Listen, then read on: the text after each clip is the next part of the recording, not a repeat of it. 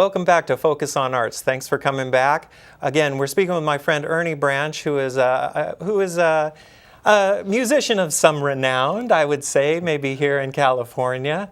And we were just talking about the downfall of rock and roll due to the influences of disco. And so at that point, you had to kind of find a real job.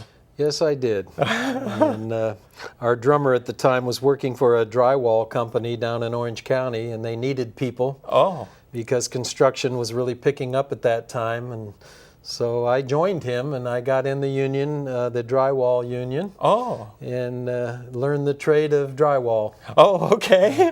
A bit different then. Yes, it was. Were you okay with the change? Yes, I was. As I mentioned earlier, I was ready for a little bit of different change in my life. And I needed to start making a decent amount of money. I had bought a house and had some kids and on the way, and so I knew that I had to make a decent amount of money. Yeah. And bought a house, and so I didn't really have much of a choice. Yeah. And I like what I did. I like physical work. I always have. So drywall was just what I needed. Oh, yeah. And now, did you continue to play the guitar? Yes, yes. I never stopped playing. Oh, well, okay. And from time to time, people would call me on the phone and say, is your band still playing? I said, not the original band, but I have musicians that will work with me, and we do the same music as the other bands did. Yeah. So I kept in contact with drummers and lead guitar players and bass players, all very good musicians. And use them and still do to this day. And anytime somebody calls me, I'm ready to play. I've got many people on backup ready to go. Oh, wow. So when was the last time you played? Oh, gosh. The last time we played was a couple of months ago. Oh, so this year? Yeah. Oh, that's great. And do you still enjoy it as much as you used to? More than ever. Oh, really? Yeah, because there's no pressure on or anything, and we know all our songs. We've done them so many times. Oh, yeah. Everybody in the band has done all those songs many, many, many times.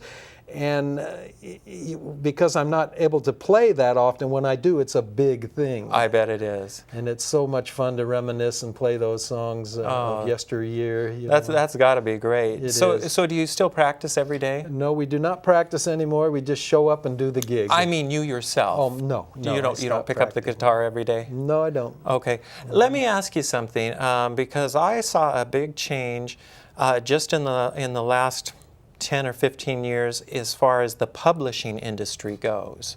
And today, I mean, it started, I think, with probably Napster was a big program, and I remember that Metallica got into a fight and with the music sharing, and as the records started to decline. What is your take on that? I mean, as far as a musician goes.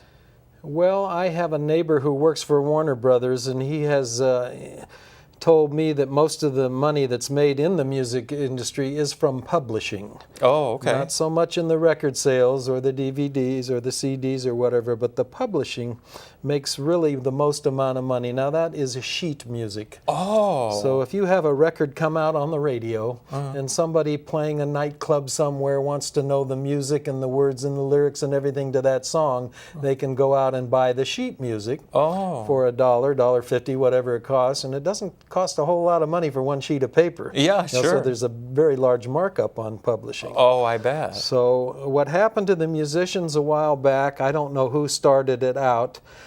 Might have been around the John Fogerty, Creedence Clearwater time and Billy Joel and all that, but they had music lawyers check out their contracts before they signed with record companies. Oh. And they would inform them, you don't want to miss out on this, and you don't want to miss out on that, and publishing and this and that. So they got set straight on what they were able to ask for. Even if it was a small percentage, it was better than no percentage. Well, yeah, sure. And as they got more and more popular, they were able to ask for more and more percentages. Oh, yeah. And also Johnny Cash was one of the early ones to really make a lot of money off that, and of course Ray Charles. Oh. They were some of the people, the early pioneers of getting the record companies to pay the musicians more what they're worth. I see. Rather than just having them, and back then they made money when they played live performances. Oh, yeah. And that was basically their income. Oh, right. And they missed out on the publishing and all these other things that go along with it. I have a friend who works for an accounting firm that does has a lot of bands.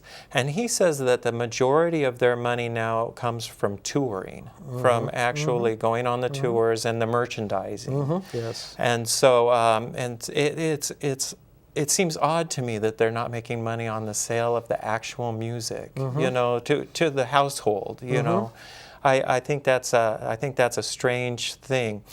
I see it from both sides, though, because I remember one of the first albums I bought when I was a young guy, and I was real excited about it, and I went out and bought it, and there was only one song on it that I liked, the song I had heard on the radio. And I spent $11, which was a huge amount of money for me back then. And today you can just, you know, download a song for 99 cents.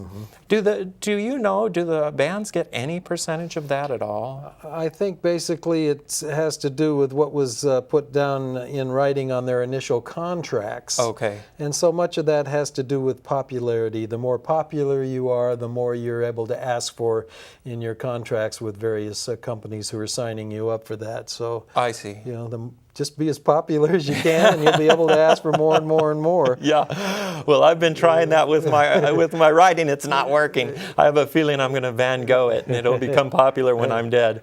So I hope not, though. Well, let's take a quick break, and when we come back, I want to talk to you just one more time, a little bit about what's going on with you now and so on. Okay?